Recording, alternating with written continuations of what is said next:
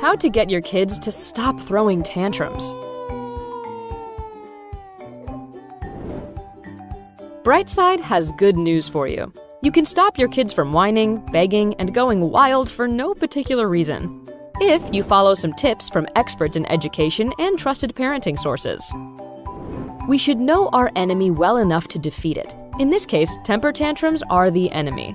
They are very common in kids aged 1 to 4. More than half of kids let their frustration out at least once a week, or more often. Why do they do it? They can whine to get a new toy, an extra candy, or some other unhealthy snack. Or maybe they just want your attention or are testing limits. Yes, they have no idea what limits are, but they can still figure out that crying loudly can bring them a treat, so why not do it? By the time they turn 3 or 4, kids have much better language skills than babies, of course, but their vocabulary is still not advanced enough to describe everything they feel. So what can you do to prevent your kids from going crazy now and then? Here is a list.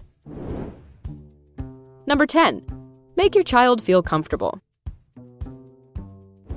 As we already know, kids often whine for a reason, and you can neutralize that reason. Before going out shopping or wherever you have to go with your little one, make sure they are prepared for it, which means they had enough sleep, enough food, and you have everything they might need with you. It won't hurt to take a toy to the grocery store, and it might save your child from begging for another one. If you are going out for a longer time, take their favorite blanket with you. It will give them a feeling of home and safety. When you are a parent, you tend to take plenty of stuff with you, even when you leave the house for an hour. If someone is making fun of you, let them. The most important thing is that you both feel comfortable and prepared for whatever may come your way. Number 9. Let your toddler choose. According to WebMD Medical Reference, it is a good idea to let your child choose. We are not talking about making life-defining decisions like which house to move in or where to go on vacation. Start with little things, which will make him or her feel like they are in control. Control also means responsibility. They will, of course, not know it just now, but they will see how their choices affect what they do and how they feel. You can also go smart about it and direct your child where you want them to be. Just give them an alternative where both options are good. For example, you can wake them up in the morning and offer to choose if they want to get dressed first or brush their teeth. They will have to do both eventually, but this way they will feel like they are given some choice. Number 8. Find out what's really bothering your kid. This is especially important for kids under 2.5, explains Jay Hoger, MD, a pediatrician from Rochester, Minnesota. At this age, they have a vocabulary of around 50 words and can't build a sentence out of them. But they still have cravings, thoughts, and wishes they can't just announce to you. You don't get the message, they don't get the answer. So what do? Throw a tantrum. Dr. Hoker offers the following solution. Try to create a sign language your kid will understand and remember. Teach them to show basic words like food, milk, sleep, and so on. It can work miracles. Number 7. Distract your little one. You know how when you feel sad or something is bothering you, going out with friends or reading a book can help you set your mind on other things, and it gets better? Your child will unlikely be getting over a breakup or job loss, but they have their own concerns, as we know. When you feel danger is coming, the baby's face is reddening, or they are giving other signs of a tantrum to follow, distract them. Let's go for a walk. How about we read your favorite book? These are all great ways to divert your child's fleeting attention. Even telling a little joke or making a funny face can help, says the experts from WebMD Medical Reference. Number 6. Become a good teacher for your kid. Do you remember your favorite teacher? Click like if you do. But how about you become that favorite teacher for your own kid? First of all, stop being angry at them for throwing tantrums. A great teacher won't be mad at you for not being good at physics, right? Second, teach your little one to overcome frustration. Show them that drawing, reading a book, or cuddling with their favorite toy can help. And make sure you teach them words are much better heard and understood than screaming. Michael Borba, EDD, author of Parents Do Make a Difference, explains that kids really want to do what is right, but sometimes they just don't know what that is. Explain your concerns and fears. Never yell in front of your kid. You could even make up an angry vocabulary for your child. That would be a list of words to express negative emotions.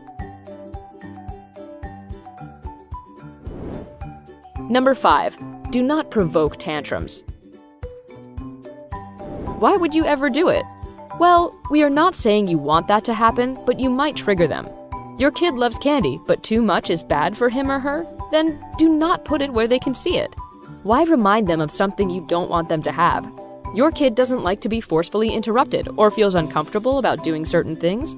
Give them warning before they have to do it and explain why it is necessary. The activity itself might not last long, but the tantrum and bad mood could last for hours. Number 4. Use positive words. Millions of people in 47 countries around the world love Super Nanny. This modern-day Mary Poppins gives great parenting advice. One of the things she suggests is using positive advice instead of the negative. Every time you feel like screaming "no," "don't," and "stop," don't do it. "Don't jump on the couch" could motivate your kid to do the opposite, especially if they are moody. Furniture is for sitting. You could go outside if you want to jump. Sounds much better and is unlikely to lead to conflict. Number 3. Keep a straight face. Introduce the new family rule to your kid. When he or she starts whining, you have the right not to respond to them. If that happens, keep your face straight. Jane Nelson, EDD, co-author of Positive Discipline for Preschoolers, recommends that you also introduce a warning sign, which will show you are going to stop listening.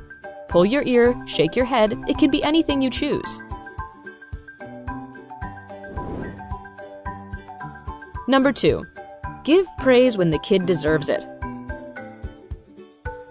We are not just talking about money here. Your baby will unlikely appreciate it anyway. Thank the kids for doing the right thing. Dr. Michelle Borba thinks it is a good idea to say things like, "Thank you for using your normal voice," or "My ears love that voice." Do not feel awkward about giving thanks for the most basic things.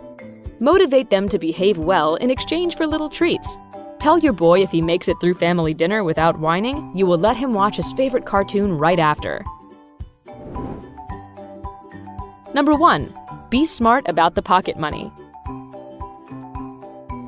All families are different and have different income. There is no universal answer for how much pocket money to give your kid in numbers. Rooster Money, a resource fully focused on how you should go about pocket money for your child, offers an allowance report.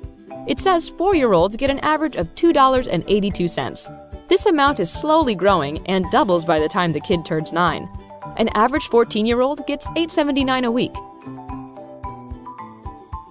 Pocket money should allow the kid to save money for a special toy they like, buy gifts for their siblings and other family members, go out with their friends, buy a movie ticket, for example. If you give your child too much, they will find it hard to know the value of money. Your kids should know money is earned, not just granted, and it goes when it is spent. Some parents pay their kids for doing chores around the house. It is not always a good idea because they might believe the only reason to do something for their family's good is to be paid. Dr. Rebecca Chikor, author of The Calm and Happy Toddler and co-founder of Essential Parent Source, recommends giving your child tokens, not real money. You decide how much these tokens are worth. Saving them, kids can pay for meaningful experiences. Actually, there is no single rule for all families. Just like you have your own attitude to your money, you can decide about your kids' pocket money too. We hope you find these tips useful. If so, hit the like button and click subscribe to join us on the bright side.